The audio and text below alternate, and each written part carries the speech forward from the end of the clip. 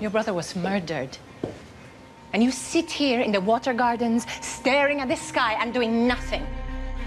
We had a hint last year of the characters we introduced from Dorne. And so this year we had the challenge of creating Dorne. Dorne is the southernmost of the Seven Kingdoms. It's the southeast corner of Westeros, set off from the rest of the continent by a high range of mountains. Part of the reason Oberyn was able to be as free as he was is because he wasn't the oldest, whereas Prince Doran stayed in Dorne and did the boring work of learning how to rule. And Prince Doran is a character who is very committed to the well-being of his people. He's calm and collected, this character.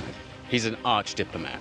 The whole country would have you go to war. Then we are lucky the whole country does not decide. Doran definitely runs against the prevailing characteristics of the Dornish, who are hot-blooded. Hota is the only reason I'm alive. If I have a problem, he will deal with it physically. He's this mountain of a man who makes sure that I don't get into trouble. For me, he's a really intense inner character that doesn't say much, but is a protective presence for the prince.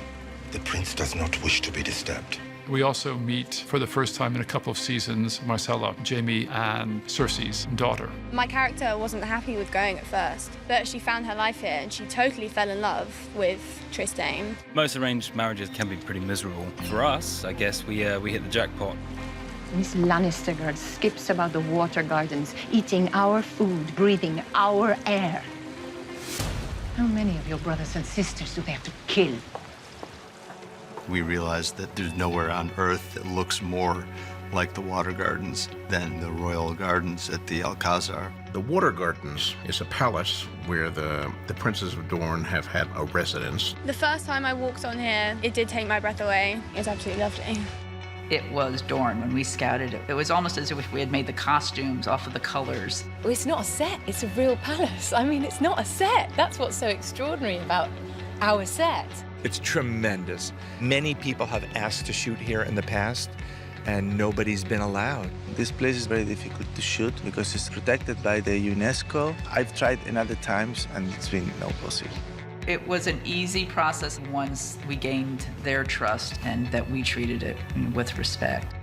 Although we haven't had to create very much there because it existed and it's one of the most beautiful places I've ever filmed in, we're kind of adding little accents of colour in just to try and emphasise the differences between the worlds. So orange colours that I think you'll probably see a lot in the costumes, but also in the flowers that we've put in. The tiling that we recreated in the balcony was based on patterns that existed in other parts of the Alcazar, but we did our own versions that incorporated the sunflower. There's a real vibrancy and energy about the place, and the plants and everything is just so much more exotic than anything else we've seen before. For us, the idea of having the Dornish royalty living in this fantastic palace with the gardens surrounding them all sides seemed the perfect place to have this very sensual, luxury-loving group of people. And we're just incredibly grateful to the Spanish government for letting us shoot in truly one of the most beautiful places I've ever seen.